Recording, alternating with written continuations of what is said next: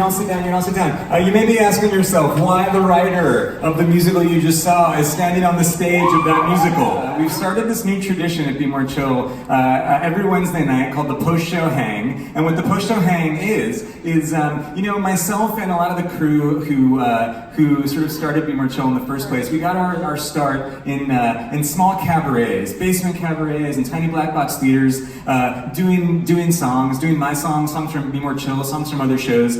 We had like a very sort of scrappy, let's put on a show vibe, and so we thought, let's bring some of that scrappy, let's put on a show vibe here to Broadway, to the beautiful Lyceum Theater. So for the past few weeks, we've been doing like one more song after the show on Wednesday nights. People have been digging it, and so that's what you're gonna see now. We're gonna do one more song. Just so you can plan your next 5.5 minutes. This whole thing will take about 5.5 minutes. So we've been having special guests, we've been having super dope people come and sing. Tonight is a little different because tonight, we're gonna celebrate, this is our 100th performance of Be More Chill. In addition to that, tonight is the 4-year anniversary of the opening night of Be More Chill at Sea River Theater in New Jersey, where we started. We feel like there's lots of Be More Chill vibes in the universe this evening. So what we're going to do for you is we're going to do snippets from 3 songs that were cut from Be More Chill at various points in its life over the past 4 years. So this is like very rarely heard, or in some cases never before heard material that you're going to hear tonight. We're going to do three little snippets for you, and here to sing the first snippet, 2 people you know very well. Put your hands together for Will Rowland and Lauren Marcus.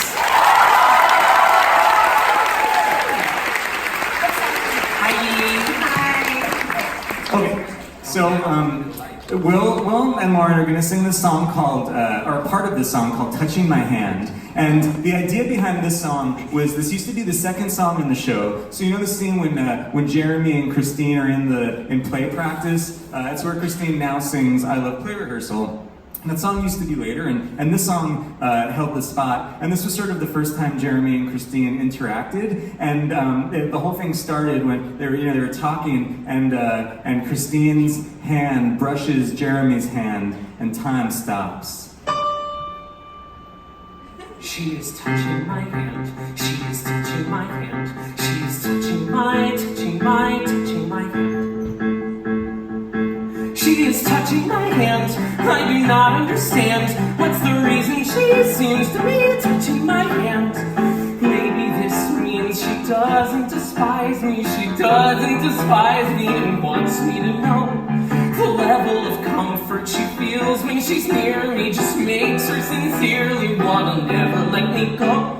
If her hand is willing, cool and fine, to just be chilling next to mine, and it's feeling what I feel.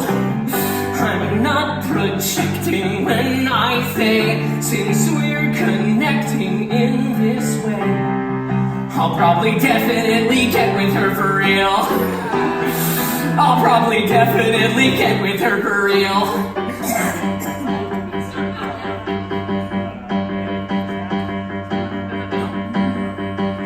Just talking.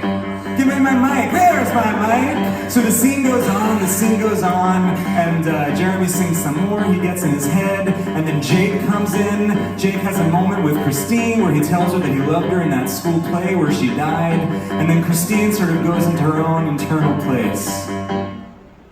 He said I was good, not just in it but good. Always found him lame, all the same. He said I was good. So more song happens, more scene happens. Jeremy's really dejected. Christine is contemplating her relationship with Jake, and they're both in their own worlds, but on the stage together.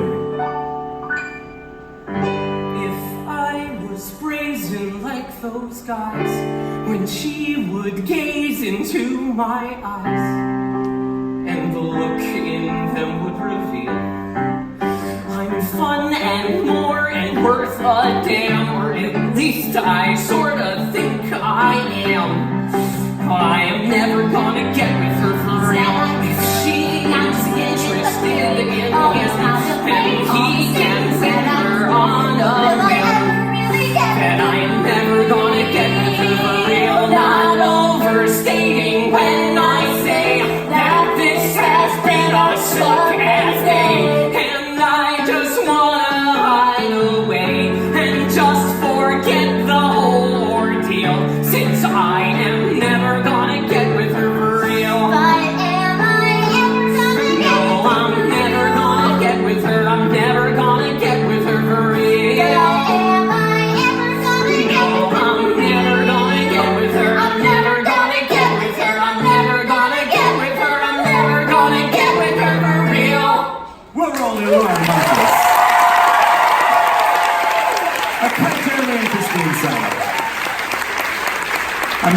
perform it on Broadway. I think it's cute. It's like a little bit creepy, but mostly cute.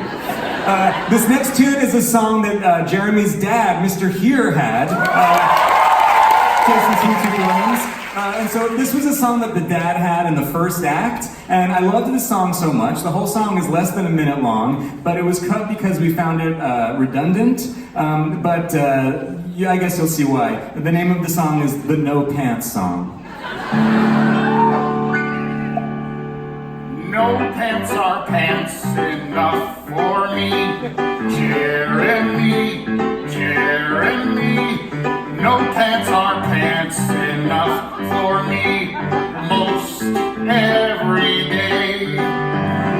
When you're in the house alone, all your interactions involve a phone, so no one's around to view the lower half of you. All the exertion of putting on, then taking off just to put back on seems terribly unnecessary to me. Wouldn't you say? I'm fine with a wide front covering my front. Most every day.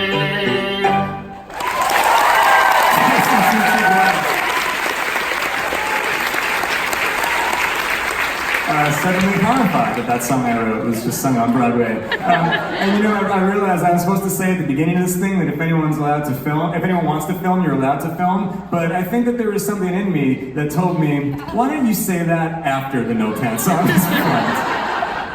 Okay, then we got one more tune for you. This is actually a song that's in the show. It opens the second act. It's called Halloween. And for Broadway, I wrote this much longer ending to it. It was sort of like a big Broadway finish. And we found out once we got into performances, it was simply too long. But you're going to hear it tonight. So here is the cut ending of Halloween. Everyone, come on. Here we go. That's it. 1, 2, 3, 4. Everybody's got a red solo cup, fill it up, hear the beer spill on the